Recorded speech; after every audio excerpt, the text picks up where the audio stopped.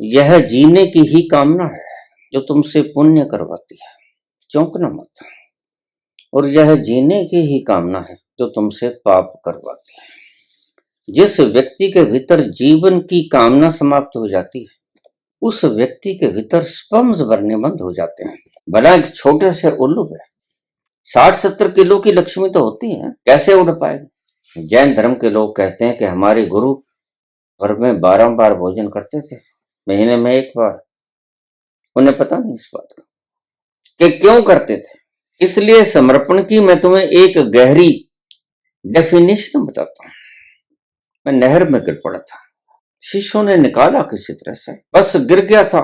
9 minute तक जाते हुए राहगीर ने कहा, इसको निकाल लो, ये मर चुका है, ही इज डेड। फिर इसकी लाश को ढूंढते फिरोगे, नहीं मिलेगी, यहां मगरमच्छ बहुत हैं।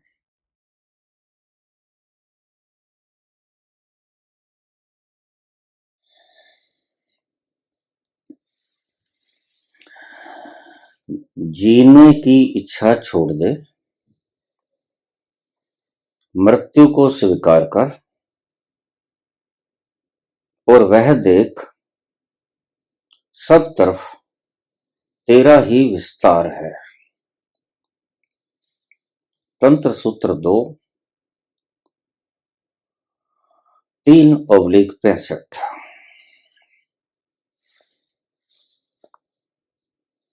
सूत्र फिर सुनिए। जीने की इच्छा छोड़ दे, मृत्यु को स्वीकार कर, और वह देख सब तरफ तेरा ही विस्तार है।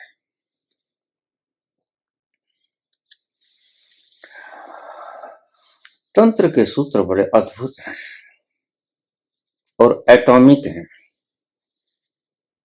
सूत्र छोटे, सत्य और तथ्य भरा पड़ा है, कूट कूट के।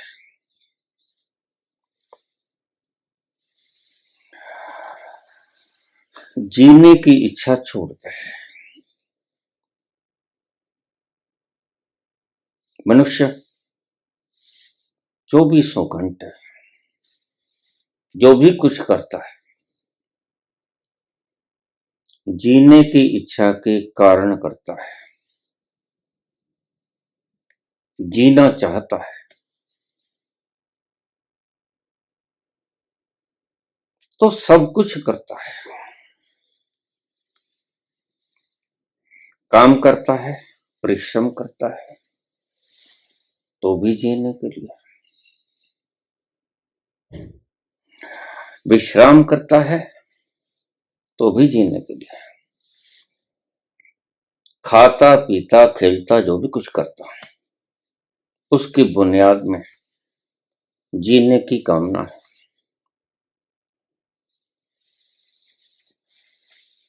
और अगर जीवन की कामना ना रही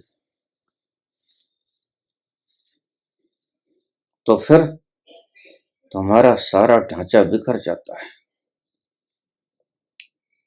यह जीने की ही कामना है जो तुमसे पुण्य करवाती है, चौंकना मत। और यह जीने की ही कामना है जो तुमसे पाप करवाती है।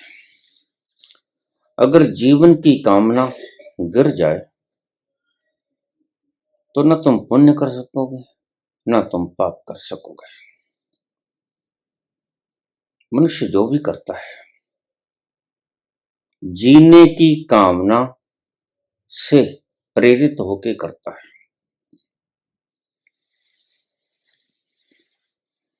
एक बड़ा मजेदार सिद्धांत तुम्हें बता दूं। तुम्हारी साइंटिस्ट ने तुम्हें बताया नहीं होगा।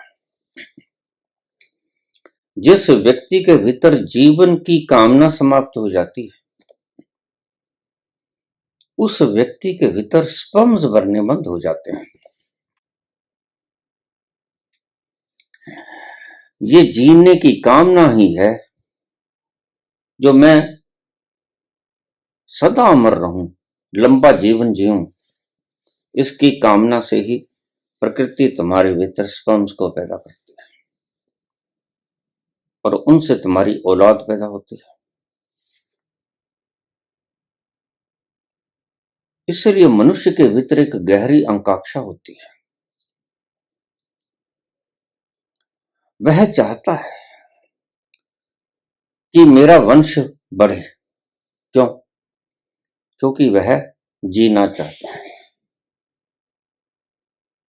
उसे ज्ञात है कि इस शरीर की एक अवधि है, एक अवधि के बाद ये न रहेगा।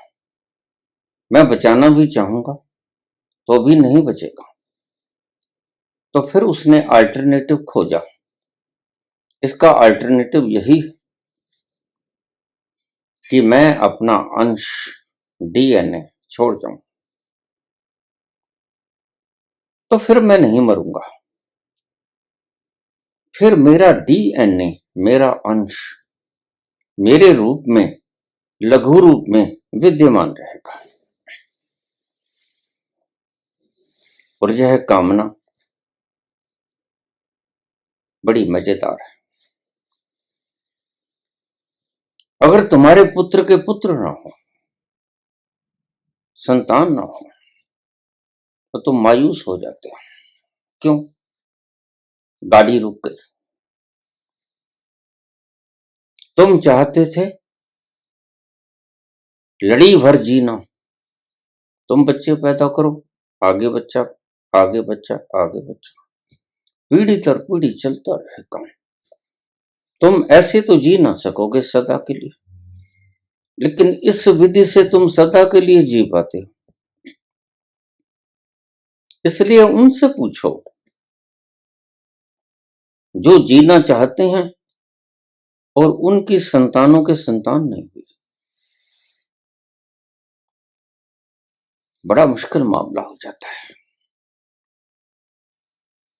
मड़ी मसाने पूजते हैं, बाबाओं की यहां भीड़ रहती है, आशीर्वाद मिल जाए। मंदिर, मस्जिद, गुरुद्वारों में बड़ी भीड़ रहती है, तीर्थ यात्राएं होती हैं इन मन्नतों के साथ कि हमारा वंश बढ़े। थोड़ा सुंदर नाम है। इस वंश बढ़े के पीछे जो बात है वो है कि मैं कैसे न मरूं, मेरा जीवन कैसे लंबा हो जाए। तो अकबर के औलाद नहीं होती, तो वह जगह जगह जाता है।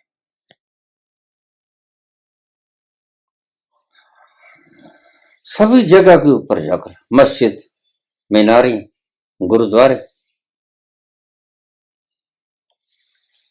यानी मंदिर, माथा टेकता है, मन्नत मानता है। और इस वंश वृद्धि को चाहने के पीछे एक ही इच्छा काम कर रही है कि मैं किसी तरह बचा रहूं, मेरा वजूद खत्म ना हो जाए। मनुष्य की ये आंतरिक इच्छा है। और अगर उसकी वंश वृद्धि ना हो तो वो बड़ा मायूस हो जाता है। लेकिन तंत्र का सूत्र बड़ा उलट बात कहता है।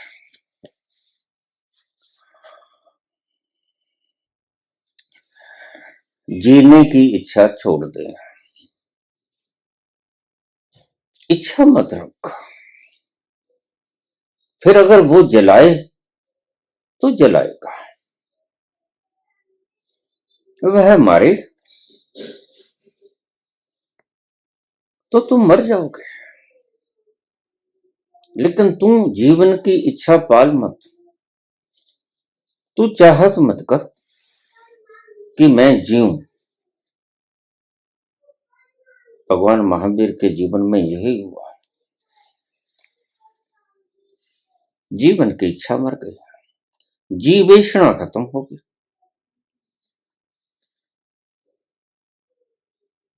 तो उसने खाना अपनी शर्तों पे मांगना शुरू कर दिया।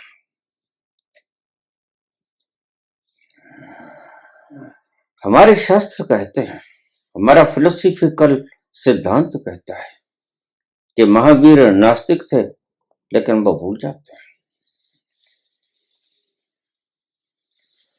जो व्यक्ति अज्ञात हाथों में अपने आप को सौंप कर चलता है,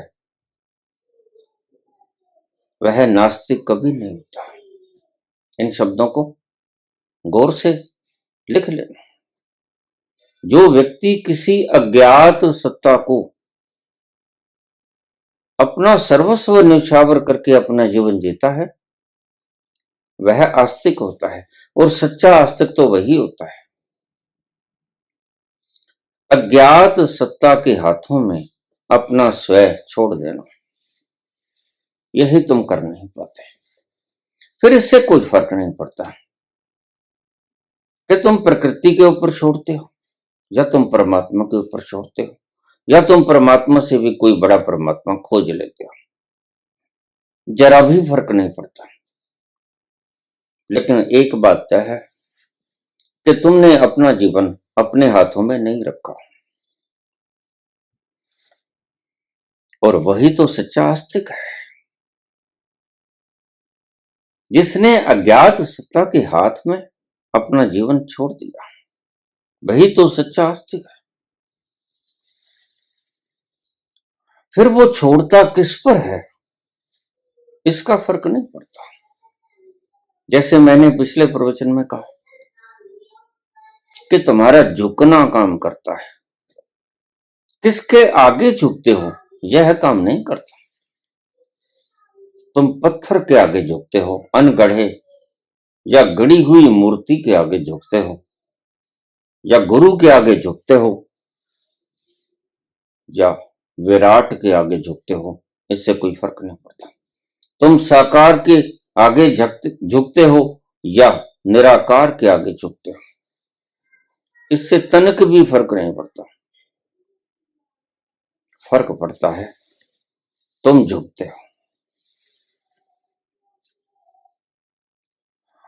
और सारा अध्यात्म झुकने की कला सिखाने का एक तरीका है। तुम कैसे झुक जाओ, कहीं भी झुक जाओ,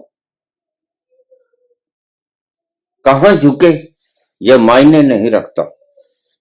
मैं तो मोहताज नहीं काबे या बुत खाने का, जिस तरफ देख लिया जान तसद्दुक कर दी। मैं तो मोहताज नहीं काबे या बुत खाने का। काबे के सामने झुका कि बुत खाने के सामने झुका कि विराट के सामने, निराकार के सामने झुका, जहां कोई मूर्ति नहीं थी, जहां कोई काबा नहीं था, कोई तीर्थ नहीं था, कोई बुत खाना नहीं। काम करता है तुम्हारा झुकना, यही सीख जाओ। तो ना तो किसी मूर्ति की जरूरत है, ना किसी तीर्थ की जरूरत है, ना किसी विधि की जरूरत है। एक ही विधि पर्याप्त है, झुक जाओ। अगर तुम सच ही झुक गए तो उस सत्य को पाओगे। काम करेगा तुम्हारा झुकना, तुम्हारी मूर्ति काम नहीं करेगी। मूर्ति तो तुमने बनाई, मूर्ति तो तुम्हारे चित्रकार ने बनाई। चित्रकार जब मूर्ति बनाते हैं तो उन्हें मूर्ति बनाते हुए आप कभी देखा नहीं होगा। तो पान खाते हैं, ऊपर पीक सूख देते हैं तुम्हारे परमात्माओं के ऊपर, मैंने देखा है।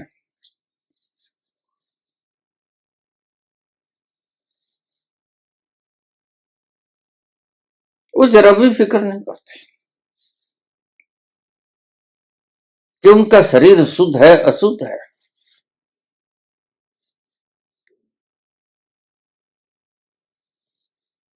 और उनको तुम मंत्रों में स्थापित कर देते हैं और तुम्हारे पंडित ये भ्रम पैदा कर देते हैं। कुछ मंत्र उच्चारण करके लो प्राण प्रतिष्ठा हो गए, थोड़ा सा जुलूस निकाल देते हैं। सुहागनों को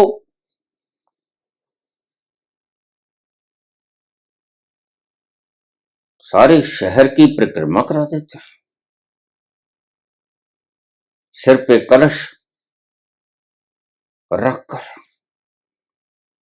और फिर ब्राह्मण मंत्रोच्चारण कर देता है। ब्राह्मण अच्छी तरह से जानता है मैं पाखंड कर रहा हूं, लेकिन उसका धंधा है।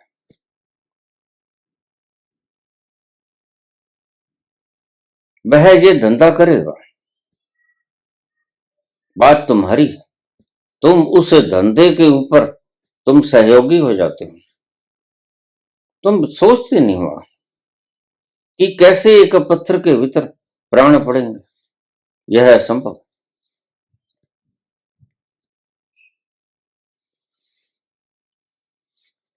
और उसे तुम पूजते हो।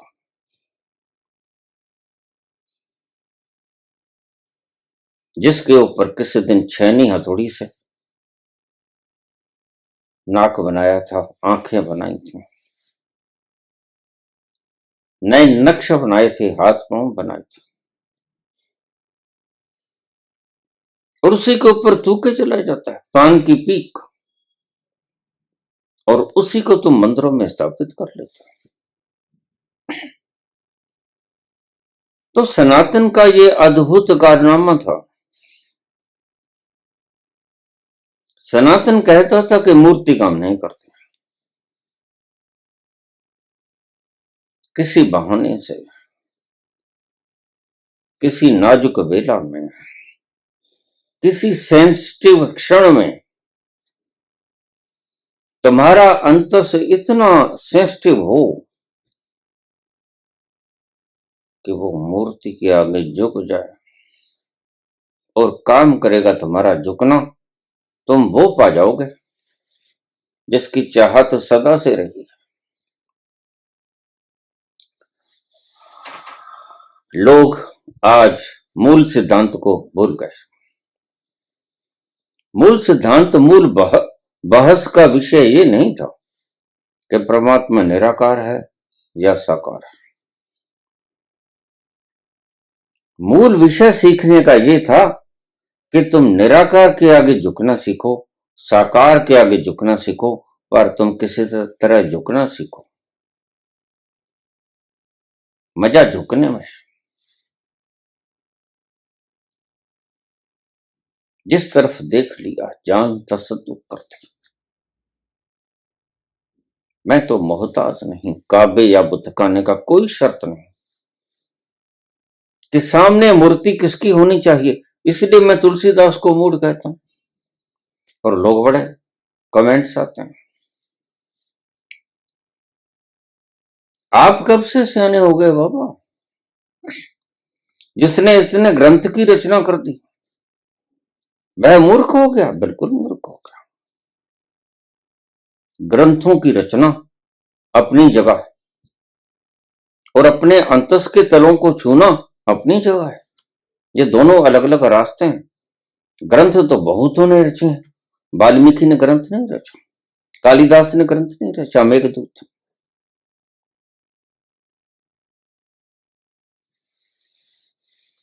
ग्रंथ तो बहुतों से कवि ने रचा। ग्रंथ रचने के कारण अगर तुम उसकी पूजा करते हो तो तुम भी मूढ़ हो।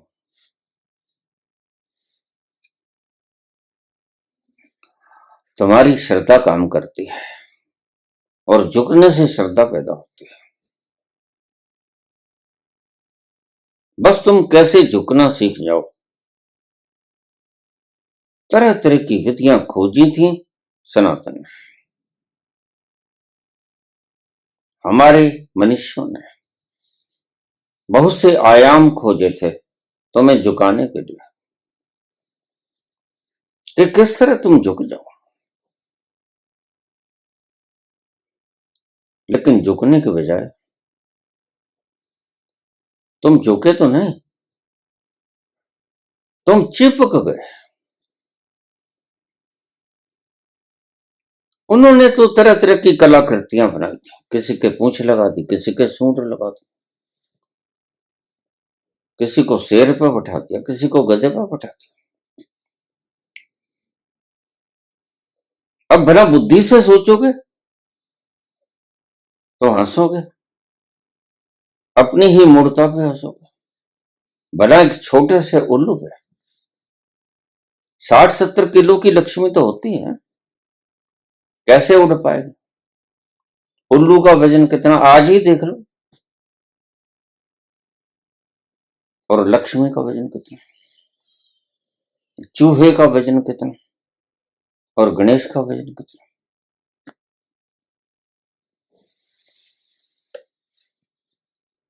लेकिन तुम जहां बुद्धि को छोड़ दो, बात तो ये थी, इन सिंबॉलिक रिप्रेजेंटेशंस का मतलब था कुछ कि आपकी बुद्धि वहां काम न कर। यहां तुम जाओ तो बुद्धि को छोड़ के जाओ, फिर तुम प्रश्न न करो कि चूहे के ऊपर भला गणेश कैसे बैठ सकता है इतना भारा। इसलिए ऊट पटांग साकार मूर्तियां बनाई गई।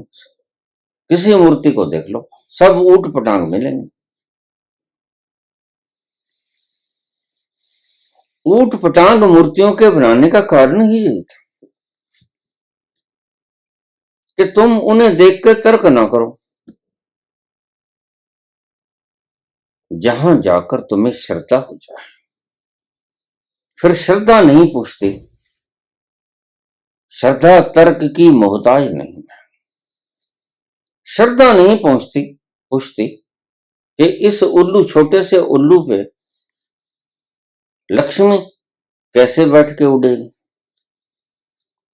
छोटे से चूहे पे इतना मनोटनों का गणेश कैसे बैठ पाएगा, पिछड़ा निकल जाएगा।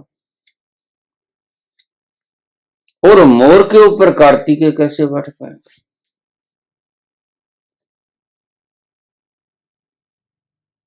जहां तुम्हारी बुद्धि वहां जाके थक जाती है, तुम कोई तर्क ना कर सको, ये थक कर। सीधी सीधी मूर्तियां भी बना सकते थे मनुष्य, लेकिन जानबूझकर ऐसी मूर्तियां बनाई गई। पीछे कारण था तुम्हारे तर्क का गिर जाना। तुम जहां जाकर तर्कातीत हो जाते हो, तर्क काम नहीं करते, तुम बस झुकते हो, जय जय जय जयकार करते हो। वो चूहे के ऊपर गणेश बैठा, कि सांड के ऊपर पार्वती और शंकर बैठे, कि उल्लू के ऊपर लक्ष्मी बैठे, चूहे के ऊपर गणेश बैठे, कोई फर्क नहीं पड़ता। ऊट पटांग चिन्ह बनाने का भीतरी कारण ये था कि वहां जाकर तुम्हारी बुद्धि अगर काम करती है तो फिर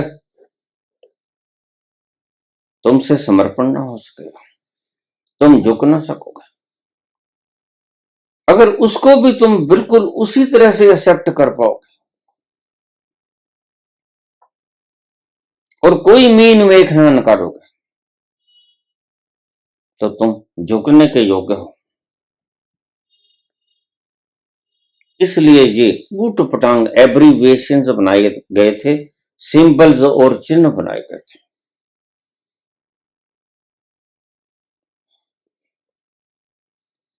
लेकिन तुलसी तर्क करते हैं, इसलिए मैं उन्हें भक्त नहीं मानता। भक्ति से दूर दूर तक उनका कोई नाता नहीं, क्योंकि भक्त वो जो तर्कातीत हो गया। भक्त कभी नहीं पूछता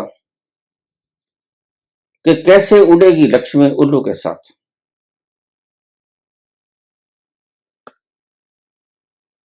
भक्त झुकने की कला सीखने के लिए जाता है, लेकिन तुलसी झुके नहीं। तुलसी कहते हैं मैं कौन नहीं मानू, मैं तो कौन नहीं झुकू। कहा कहो छवि आपके भले बने हो नाथ, ये सरासर धोखा परमात्मा से। भला जो मूर्ति इतनी प्यारी लगती है और उसकी छवि इतनी सुंदर लगती है और भले लगते हैं, तो फिर तर्क कैसे रह जाएगा, तर्क विदा हो जाएगा। लेकिन अगले ही फिक्रे में तर्क कर देते हैं। तुलसी मस्तक तब निवे जब धनुष बाण हो हाथ। भक्त न तो तर्क करता है न शर्त करता है, ये दोनों बातों से परे जो हो गया वो भक्त हो गया। और तुलसी ने तर्क भी किया और शर्त भी रखी, तो लोग बड़े नाराज होते हैं। तो मैं उन्हें मूढ़ कहता हूं। सिर्फ एक ग्रंथ की रचना, चौपाइयों की रचना, छंद वाइज कर देना कोई बहुत बड़ी कलाकृति नहीं।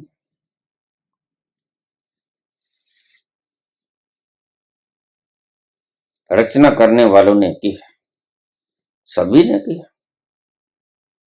कालिदास ने शकुंतलम लिखा है, कितने लोगों ने शास्त्र लिखे।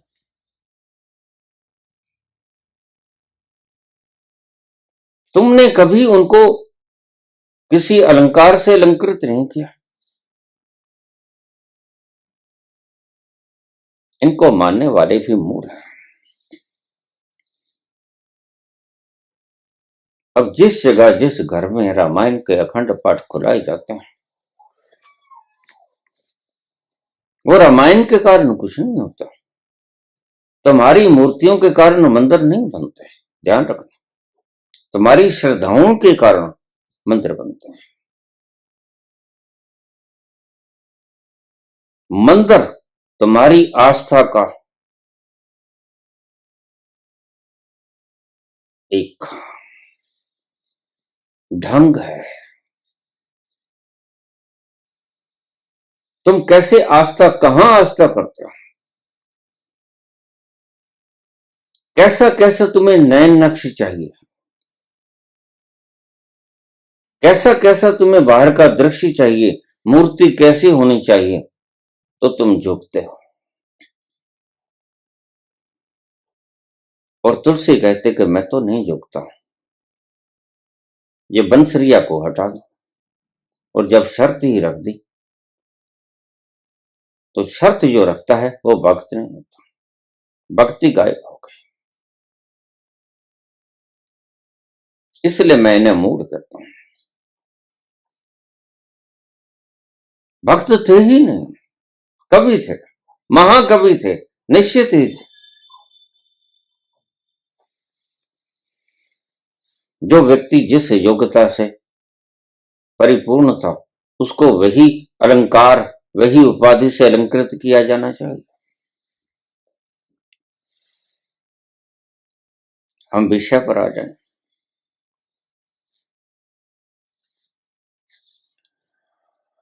जीवन की इच्छा को छोड़ दें,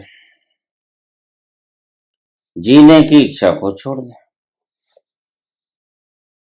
महावीर की जीवेषणा समाप्त हो गई। हमारी बुद्धि हमेशा उलट बात पे चली जाती है। तो जब मैं कहता हूं जीने की इच्छा छोड़ दें, तो तुम कहते हो क्या मर जाए। इस शब्दों में कहां लिखा है कि मर जाओ। इन शब्दों में सीधा सीधा लिखा है और सीधे सीधे अर्थ समझो। जीवेषणा का त्याग कर दो, जीने की इच्छा को छोड़ दो। कहां लिखा है कि मर जाओ। जीने की इच्छा का त्याग कर दो। महावीर की जीवेषणा मर गई। तो प्रकृति से कहने लगे तो देखो मैं जीऊंगा जब तक तू जलाएगी। जहर समर्पण हो गया। बड़े मजे की बात है। और जो व्यक्ति समर्पण कर पाता है वह व्यक्ति नास्तिक नहीं होता। वह परमात्मा को किसी भी रूप में मानता है, प्रकृति के रूप में मानता है या परमात्मा के या महापरमात्मा के, उससे कोई फर्क नहीं पड़ता। लेकिन वह आस्तिक है। आस्तिक यानी जो अपरा शक्ति है, कुछ ऐसी शक्ति, अज्ञात शक्ति, एक्स्ट्रा ऑर्डिनरी शक्ति को जो मानता है और उसके आगे समर्पित हो जाता है, वही भक्त है, वही समर्पित है।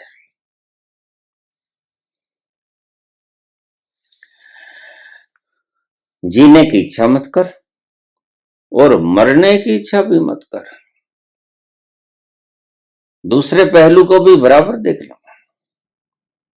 यानी तू इच्छा ही मत कर, उसको इच्छा करने दे। यही महावीर कहते हैं, मैं जीऊंगा अगर तू जलाएगी, लेकिन मेरी शर्त है जीने के साथ सदा से बंधा रहा। जब तक कि केवली अवस्था नहीं मिल गई तब तक मैं जीवन के साथ ही बंधा रहा। लेकिन एक दिन कैवल्य को प्राप्त हुआ, मैं अकेला रह गया। पहले अनेक था, फिर मैं एक दिन अकेला रह गया। कैवल्य को प्राप्त होने का यही मतलब होता है। पहले मैं अनेक था, बटा हुआ था, लेकिन एक दिन मैं एक हो गया, फिर से एक हो गया। और जब मैं एक हो गया तो उस अवस्था को महावीर ने केवली कहा।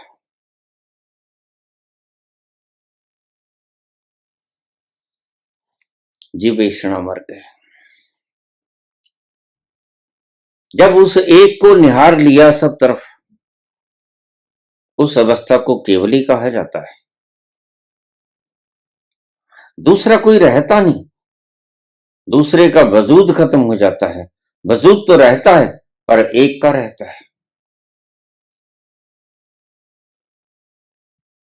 तुम जब तक मल्टी डायमेंशनल हो, कई तरफ जा रही हैं तुम्हारी चेतना की किरणें, तब तक तुम केवली नहीं हो। तब तक तुम बहुआयामी मल्टी डायमेंशन हो। जिस वक्त तुमने मल्टी डायमेंशन से वन डायमेंशन में आ गए, अद्वैत में आ गए, तो तुम केवली अवस्था में आ गए। तो इस सूत्र को पूरा विस्तार से देखें। जीने की इच्छा मत कर, तुरंत मन में उठेगा तो क्या मर जाए? नहीं, मरने की भी इच्छा मत कर, इच्छा मात्र ना कर। तुम्हारी कोई इच्छा नहीं है भी नहीं। सच में तुम ही नहीं हो। इच्छा क्या खाक करोगे? जीने की इच्छा त्याग दो, मरने की भी इच्छा त्याग दो और उसकी इच्छा पर निर्भर हो जाओ। वह जलाए तो जी जाओ, वह मारे मर जाओ। बस तुम्हारा होना समाप्त हो जाए। बुद्ध को लोग नास्तिक कहते हैं, भूल जाते हैं। बुद्ध कैसे नास्तिक थे? बुद्ध तो परम आस्तिक थे।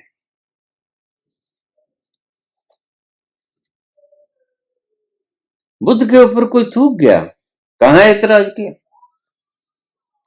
अगर बुद्ध होते तो ऐतराज करते। बुद्ध को गालियां निकालते, बुद्ध के ऊपर थूक जाते, बुद्ध को बुरी बुरी गालियां निकालता है, लेकिन बुद्ध कभी प्रतिक्रिया नहीं करते। इसलिए नहीं कि उन्होंने कोई प्रतिक्रियावाद साध रखा था, नहीं, भीतर से प्रतिक्रिया आती ही नहीं थी।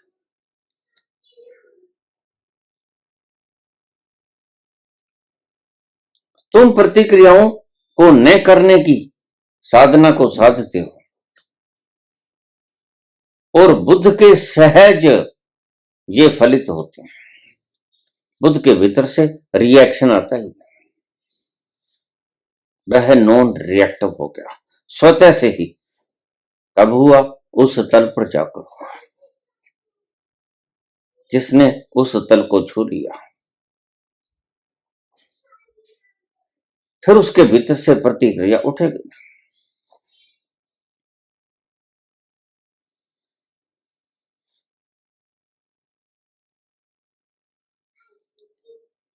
इसलिए बुद्ध के लिए एक बड़ा प्यारा शब्द खड़ा गया, तथ आगत।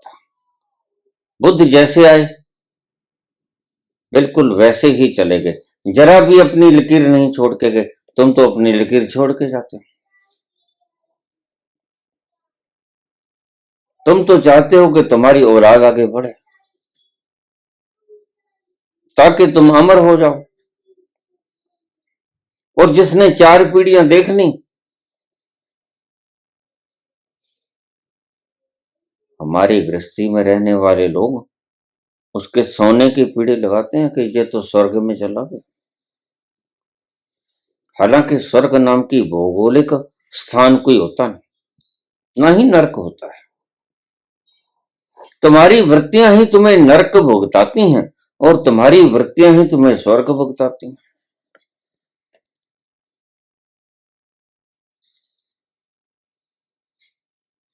तो सोने की पौड़ी लगा देते हैं, ब्राह्मणों ने बता रखा है। किसी तरह स्वर्ण दान भी तो लेना है, सबसे महंगी वस्तु है। तो फिर जो ओवर एज होके मर गया, जो 4 पीढ़ियों को देख गया, उसके सोने की पीढ़ी लगा दो। यह स्वर्ग में इस सीढ़ी के सहारे चढ़ जाएगा, भला वो छोटी सी सीढ़ी के ऊपर व्यक्ति कैसे चढ़ेगा? और छोटी सी सीढ़ी यहीं खत्म हो जाती है, स्वर्ग तो जाएगी कैसे? तुमने कभी देखा? जिसको स्वर्ग की सीढ़ी लगाते हैं ये लोग, वो कितनी बड़ी होती है, तुम्हारे हाथों में आ जाती है। स्वर्ग तक क्या पहुंचेगी? खुद ही नहीं पहुंचेगी, तुम्हें क्या पहुंचाएगी? ऐसे ऐसे ब्राह्मणों ने मूढ़ताएं खिला ली, अपने लोभों से ग्रसित हो गए।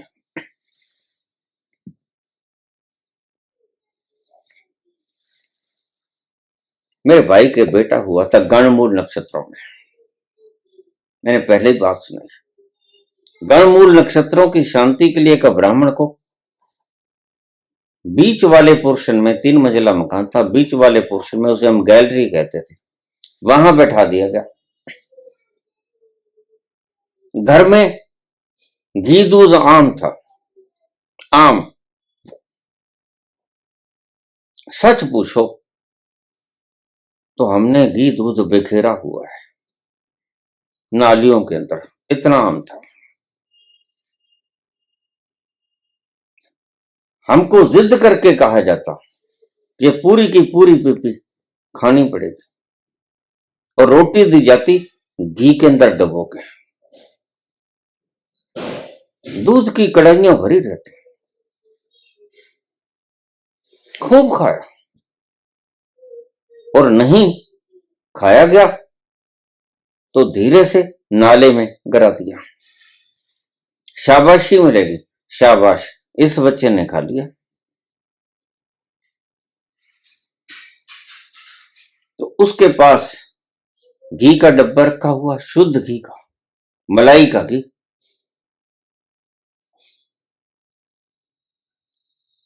एक दिन माता कहने लगी जाओ पंडित जी को दूध दे आओ। जब आध घंटा घंटा हो जाता पंडित जी को, तो माता दूध भेज देती, गड़बी भर के दूध दे आया। लेकिन थोड़ी देर में माता को याद आया कि थोड़ी सी बर्फी भेज देते साथ में, खोए की बर्फी, बिल्कुल ताजा बनी थी। तो माता मुझे कहने लगी जाओ इसको बर्फी को दे आओ पंडित जी को। सिर्फ 10 पौड़ियां ही जाती थी, इतनी ही ऊंची थी वो। तो मैं वहां पर गया, तो मैंने इस हिसाब से कभी ब्राह्मण जी डिस्टर्ब ना हो जाए, तो उस चौखाट के भीतर, पल्ले के भीतर एक छोटी सी सुराख थी। मैंने देखा पंडित जी कहीं माला तो नहीं फेर रहे।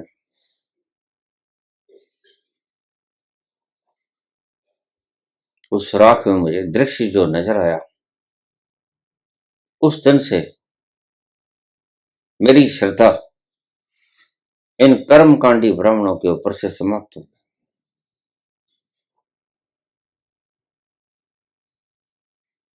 वह दूध के भीतर जिस घी को जोत के लिए दिया गया था,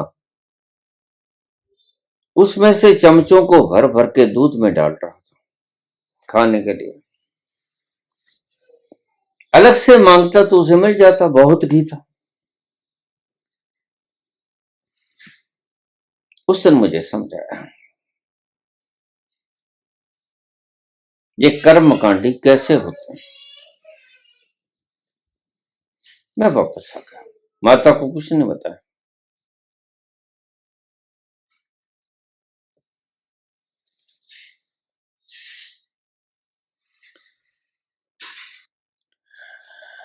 जीने की इच्छा को छोड़ दे, मृत्यु की भी इच्छा मत कर। तो फिर क्या इच्छा कर, उसकी इच्छा पे छोड़ जाए, तू अपनी इच्छा मत रख। जैसे महावीर परम समर्पित व्यक्ति थे, उनका मार्ग संकल्प मत ले लेना। बहुत गहरे से देखोगे तो वह संकल्प से नहीं, संकल्प से नहीं पहुंचे वो पहुंचे समर्पण, और समर्पण भी आखिर तक उनका चलता रहा।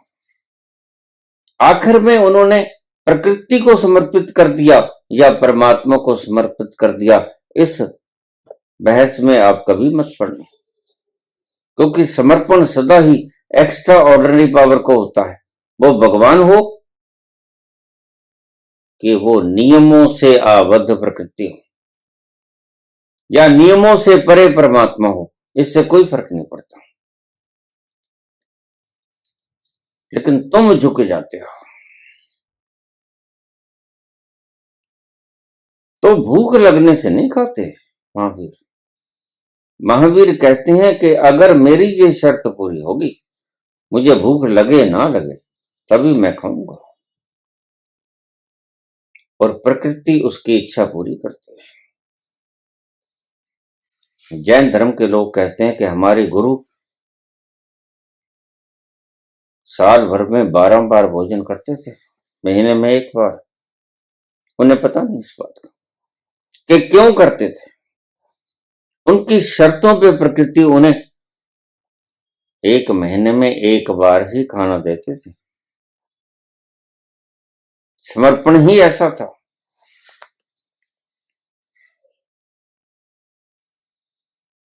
जीवेषणा को त्याग, महावीर ने जीवेषणा को त्याग दिया, बुद्ध ने जीवेषणा को त्याग दिया, और जिसने जीवेषणा को त्याग दिया वो नास्तिक नहीं होता। नास्तिक वो होता है जो जीवेषणा को पकड़े रखता है। या जीवेत सुखी जीवेत, ऋणम कृत्वा घृतम पीवेत। छीन लो दूसरे से, ऋण ले लो, घी पी लो। भस्मभूतस्य देहस्य पुनर्आगमनम कुतः। जब मर गया वो फिर से कभी किसी ने लौटते देखा है? न कर्ज देने वाला न कर्ज लेने वाला, कोई नहीं वापस आता। इसलिए मजा करो, खाओ पियो, आनंद करो। वह समर्पित नहीं करेगा। इसलिए समर्पण की मैं तुम्हें एक गहरी डेफिनेशन बताता हूं।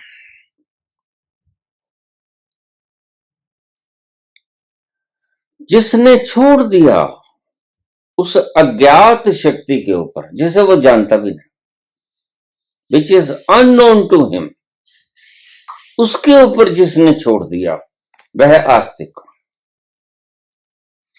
और जिसने उसके ऊपर नहीं छोड़ा वो नास्तिक। अब इस परिभाषा से आप कस लेना कौन आस्तिक कौन नास्तिक, आपको सभी नास्तिक ही मिलेंगे, क्योंकि उस अज्ञात शक्ति के ऊपर कोई छोड़ता है। अगर छोड़ता है तो किसी कारण से छूटता है, मेरा ये ठीक हो जाए, मेरा ये पूरा हो जाए, कोई इच्छा पूरी करने के लिए, मन्नत पूरी करने के लिए छोड़ता है। और जिसने मन्नत पूरी करने के लिए छोड़ा वह तो व्यापारी हुआ, वह तो भक्त नहीं। जिसने अकारण से छोड़ा, शुद्ध शुद्ध छोड़ा, बस, महावीर तो बिल्कुल ही रिकॉर्ड तोड़ देते हैं। वो कहते मैं तो खाऊंगा तब, अन्यथा मैं तो नहीं खाऊंगा। और वो जानते हैं कि खाने के बिना जीवन चलेगा कैसे। और एक दिन वो चले गए, भूखे भूखे चले गए। और अगर आप सर्च करोगे इंटरनेट पे कि cause of the death of Lord Mahavir, भगवान महावीर की मृत्यु का कारण क्या था, तो वहां क्या आएगा पता है? वहां आएगा स्टारवेशन, भूख से मरे हो। तो भूख से नहीं मरे, उनका समर्पण इतना गहरा था, तू जिस दिन मारे उस दिन मर जाऊंगा, जब तक जलाए जीता रहूंगा, अपना कुछ भी नहीं है, मैं हूं ही नहीं। सारी इच्छा उस अज्ञात के चरणों में समर्पित करती थी। तू सुखी जलाए, तू दुखी जलाए, तू पीड़ा दे, तू खुशी दे, तू मेरे अनुकूल काम करे, मेरे प्रतिकूल काम करे, सभी सर्कमस्टेंसेस को मेरे हिसाब से चलाए या विपरीत चलाए, तेरी इच्छा। मेरी तो यही अर्जी, कर वही जो तेरी मर्जी। समर्पित व्यक्ति का ये होता है लक्षण, बस तेरी मर्जी है, तू जलाना है तो मैं ये शर्त लगाता हूं। महावीर एक कदम आगे चले जाते हैं, सभी भक्तों से एक कदम आगे, और इसे आप संकल्पित व्यक्ति कहते हैं। नहीं नहीं, परम समर्पण का मार्ग है महावीर, करो, परम समर्पण का मार्ग है भगवान बुद्ध, जरा भी फिक्र नहीं करते। कुंदा लोहार गलती से सब्जी खिला देता है, जहरीली होती है, जहरीली होती है। प्रथम बुर्की के अंदर पता चल जाता है बड़ी कड़वी है, लेकिन ऐसा खा लेते हैं कि जैसे बड़ी स्वादिष्ट है। कुंदा से कहते हैं सब्जी और है? कुंदा कहता है महाराज। दयालुता देखिए, समर्पण देखिए, उस अज्ञात शक्ति के प्रति समर्पण देखिए। सारी सब्जी को खत्म कर देते हैं कि इन्हें पता ना चल जाए, जहरीली है, मुझे नुकसान करेगी, बिल्कुल पता है,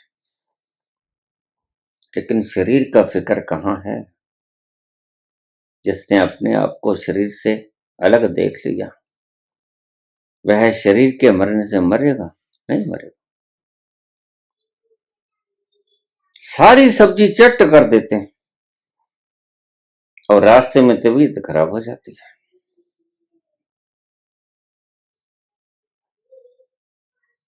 जरा सा भी क्लू नहीं छोड़ते, चिन्ह नहीं छोड़ते कि पता चल जाए कुंदा को कि जहरीली सब्जी थी। लेकिन जैसे ही पता चलता है तो कुंदा जो बची हुई सब्जी की तरी होती है उसको चाट लेता है, जहरीली। थू समझ जाता है सारी बात। यह होता है समर्पण। प्रथम बुर्की के वक्त वो जहरी थी, कड़वी थी, जहर जैसी थी, जहर थी, लेकिन जरा भी शिकायत नहीं, कहा नहीं, बस समझ लिया। इसे ही कहते हैं नॉन रिएक्टिवनेस। समझ लिया कि आज प्रकृति मुझे मारना चाहती है, वो प्रकृति मारना चाहती है कि परमात्मा मारना चाहती है, आप इस बहस में पड़ जाते हो, यही मार खा जाते हो। तभी तो तुम उन अंतरंग तलों को छू नहीं पाते। इस बहस में मत पड़ो। लेकिन ये देखो कि बुद्ध ने उस वक्त किया क्या।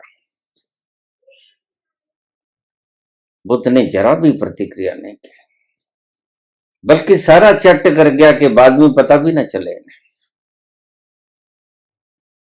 प्रकृति आज मारना चाहती है तो ठीक, नियति मुझे यहां ले आई संयोग से। हालांकि कुंदा के आने के बाद राजा खुद आया। राजा ने कहा भगवान आज का खाना मेरे घर। बुद्ध ने कहा क्षमा कीजिएगा, मैं निमंत्रण स्वीकार कर चुका हूं कुंदा लोहार का।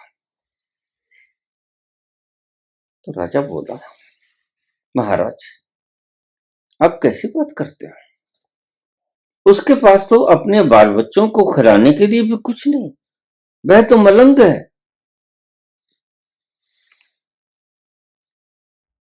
आप मेरे घर आइएगा, आपको तरह तरह के स्वादिष्ट भोजन कराऊंगा, मेरी बड़ी तमन्ना। लेकिन बुद्ध कहने लगे क्षमा करो, मैं निमंत्रण स्वीकार कर चुका हूं।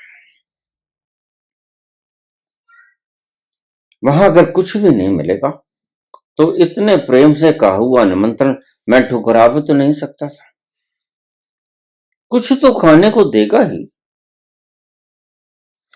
ऐसे ही तो नहीं निमंत्रण दे गया, तो जैसा भी देगा रूखा सूखा खा लूंगा।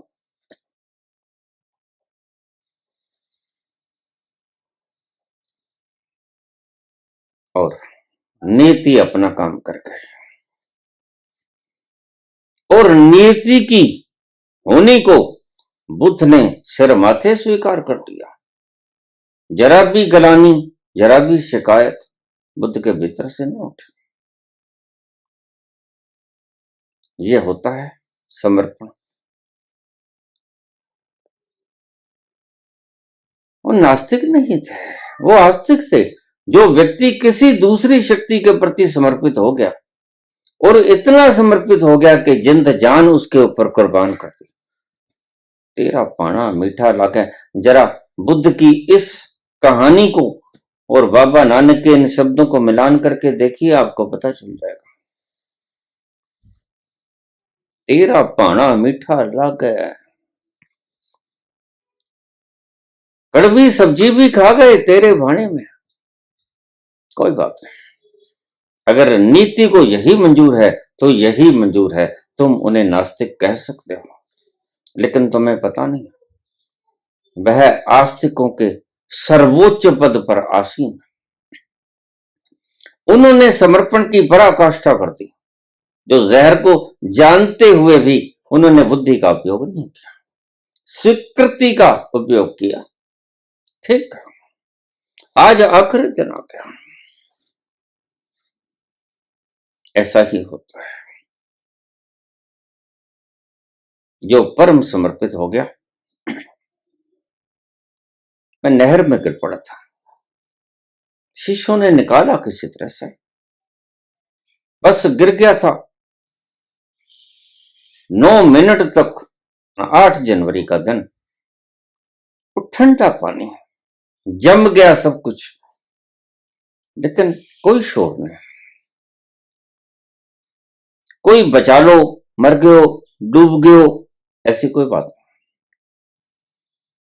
सहज स्वीकृति, गिरते ही सहज स्वीकृति। ठीक, आज वो दिन आ गया, आ गया। चलो,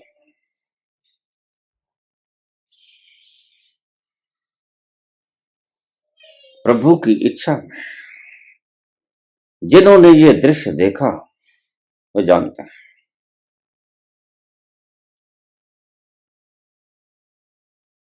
और किसी तरह उन्होंने निकाल लिया। कुछ भी नहीं था, तैराक नहीं थे, रस्सी नहीं थी, लेकिन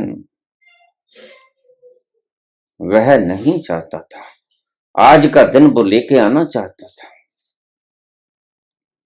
रस्सी भेज दी गई, निकाल लिया गया, और निकालने वालों को शायद ये गुमान आज भी होगा कि हमने निकाला, लेकिन उन्हें पता नहीं कि तुम तो रस्सी आने से पहले ही निकाल लेते। अगर निकालते तो। जाते हुए राहगीर ने कहा, इसको निकाल लो, ये मर चुका है, ही इज डेड। फिर इसकी लाश को ढूंढते फिरोगे, नहीं मिलेगी, यहां मगरमच्छ बहुत हैं। लेकिन रस्सी नहीं थी। पास खड़े पुलिस वाले से रस्सी मांगी गई, पगड़ी मांगी गई नहीं। व्यक्ति की जान से ज्यादा पगड़ी कीमती होती है। सही सिख और सरदार तो वही है जो पगड़ी को किसी की रक्षा के लिए इस्तेमाल करता है, ध्यान रखना। लेकिन इस पुलिस ऑफिसर ने अपनी पगड़ी को अपनी इज्जत की तरह ही रखा, किसी की जिंदगी को बचाने का साधन नहीं बनाया। निकाल लिया क्या? प्रभु ने रस्सी भेज दी। और आज कोई छटपटाहट नहीं, कोई चीखो चिल्लाहट नहीं, कोई हाथ पांव नहीं मारे, किसी से गुजारिश नहीं की कि मुझे बचा। वो दृश्य देखने वाले आज भी आंखें फटी रखते हैं। आखिर आदमी चीखता चिल्लाता तो है। जब दम घुटता है, प्राण निकलते हैं, तो थोड़ा तो हाथ पांव मारता है। इसे ही कहते हैं सहज स्वीकृति। बस आज प्रकृति नहीं चाहती इसके बाद जलाना। आज दिन पूरे हो गए तो फिर पूरे हो गए। इतनी ही सहज समर्पित वृत्ति हो 100%, तो ही भक्ति होती है, अन्यथा भक्ति नहीं होती। अन्यथा तो पाखंड होता है।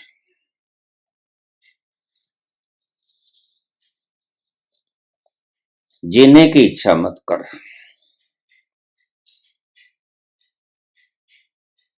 मृत्यु को स्वीकार कर। दूसरी बात, मृत्यु को स्वीकार कर। और अगर वह मारना चाहता है, जलाना नहीं चाहता, तो सहज प्राणों से स्वीकृत कर ले। तेरा पाना मीठा लगे। यहां भी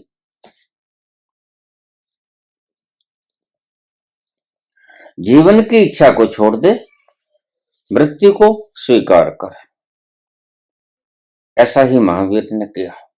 मौत जब आएगी तब आएगी, तुम जानबूझकर गले में फंदा मत डाल लेना। फिर दोनों तरफ से अति हो गए। पहले तुम जीने की अति करते थे, नहीं मैं जी के दिखाऊंगा। फिर तुम मृत्यु की अति करने लगे, नहीं मैं मर के दिखाऊंगा। और दोनों तरफ अति है। Extremity is bad, always bad. अति सर्वत्र वर्जित। अति हर चीज की बुरी होती है। तुम जीने की अति कर दो, या कुछ लोग मरने की अति कर देते हैं, लेकिन होती हैं अतियां। ये सहजता में रहना, अतियों से पार हो जाना है। ना इच्छा कर कि मैं जी ही लूं, ना इच्छा कर कि मैं मर ही जाऊं। फिर वो जलाए तो जलाए, लोग पड़े पड़े रह जाते हैं। सुबह बिस्तर के ऊपर बस प्राण पखेर हो जाते हैं। क्या करोगे? तो फिर वो मारना चाहता है, मार देगा। जलाना चाहता है, जला लेगा। उसकी इच्छा में रह है। तंत्र के सूत्र बड़े प्यारी, और वह देख तुम जीने की कामना करते हो, बच्चे पैदा करते हो, आगे बच्चों की कामना करते हो, एक लड़ी लगी रहे ताकि मैं जब तक सृजना रहे तब तक मैं रहूं, मेरा अंश रहे, ये तुम्हारी कामना होती है। लेकिन उसकी कामना क्या है, उसके ऊपर छोड़ते हैं। तू अपनी कामना को खींच ले, उसकी कामना को होने दे, होगा तो वही जो वह कामना करेगा। और वह देख क्या परिणाम आ गया, सब तरफ तेरा ही विस्तार है, जिधर देखता हूं उधर तू ही तू है।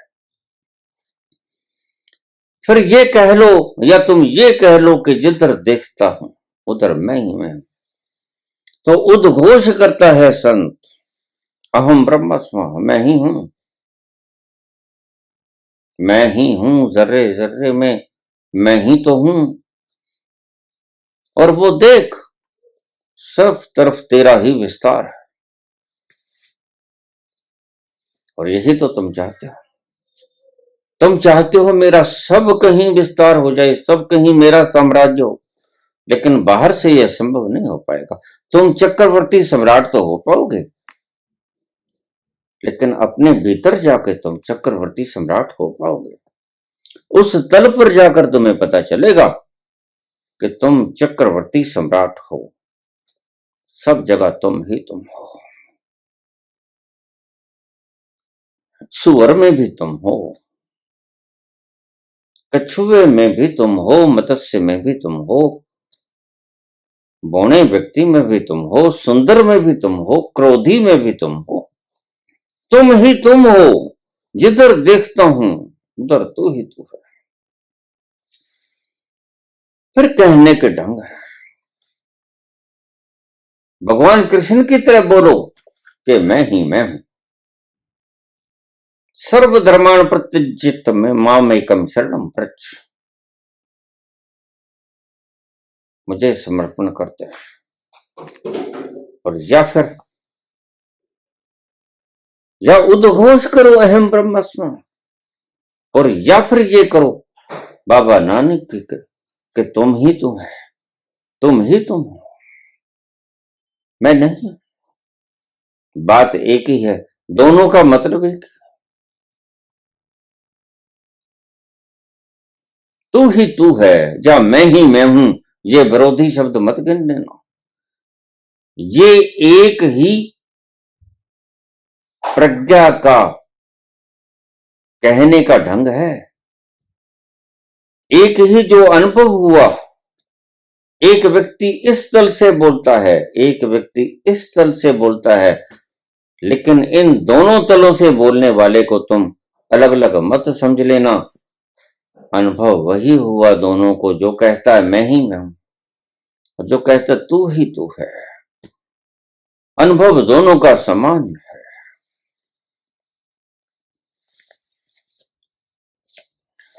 मृत्यु को स्वीकार कर, जीने की इच्छा छोड़ दे, और वह देखो अगर तुम ये सब कुछ कर पाए। बड़े आसान सूत्र लगते हैं, अगर करने पे आ जाओ तो आसान है, सरल है, अगर न करो तो बड़े कठिन है। और वह देख परिणाम देख, जिस तरफ तुम जीने की इच्छा छोड़ दो,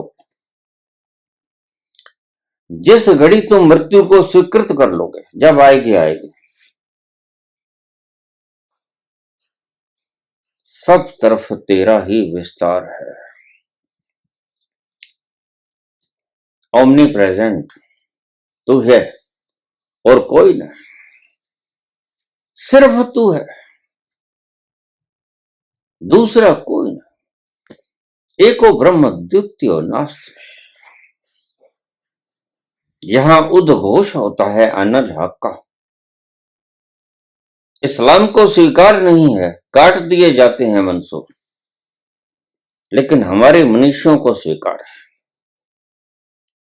तो जिसने उद्घोष किया अहम ब्रह्मस्म, उसके पांव पूजे गए, और इस्लाम में जिसने उद्घोष किया अनल हक, उसको काट दिया गया, क्योंकि इस्लाम की अनुभूति से परे की बात थी। इस्लाम इसको स्वीकार नहीं करता,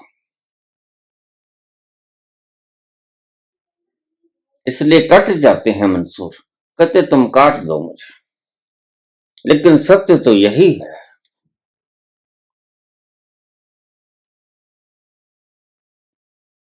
और देख, सब तरफ तेरा ही विस्तार है। तो ईशावास्य उपनिषद के इस अंश को उद्धृत करके मैं अपने प्रवचन को समाप्ति की ओर ले जाऊंगा। ईशावास्यमिदं सर्वम यत् किंच जगत्याम जगत। ईश्वर इस जगत के कण कण में विद्यमान है, और तुम ईश्वर हो, अहम ब्रह्मस्म, और तुम ब्रह्म हो, और ब्रह्म इस जगत के कण कण में विद्यमान है। इज ओमनी प्रेजेंट, और क्योंकि ओमनी प्रेजेंट है तो सब प्रकार की शक्ति उसी की हुई, तो वो ओमनी पोटेंट भी है और ओमनीशिएंट भी है। वही वो है। ईशावास्यमिदं सर्वम यत् किंच जगत्याम जगत, उसको कहीं और मत ढूंढ। बड़ों में जाएगा, वहां है,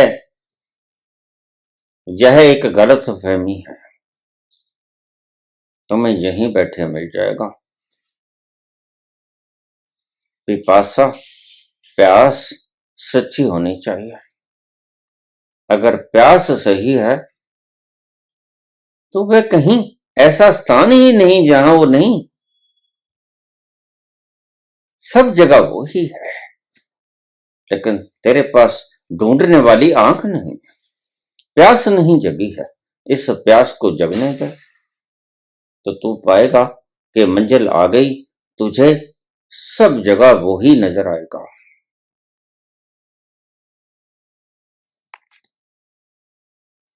वह खुमारी, वह मदहोशी का आलम, वह सुगंधी से भरी हवाएं हर तरफ छलकती हुई तुम्हें महसूस होंगे। तुम उस खुमार में डूब जाओगे,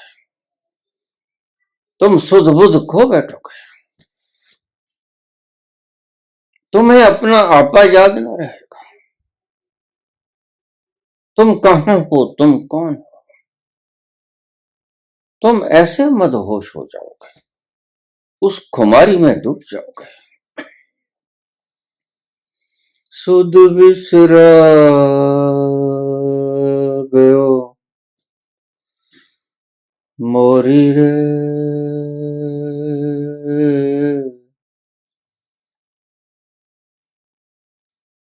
सुध बिसरा गयो मोरी,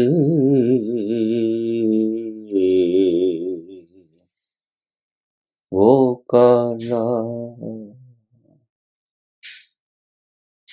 एक बांसुरी वाला, वो काला एक बांसुरी वाला, सुध बिसरा गयो मोरी रे,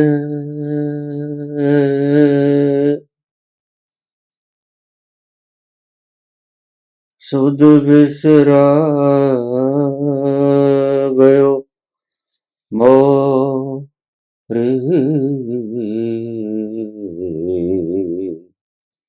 वो काला, वो काला। धन्यवाद।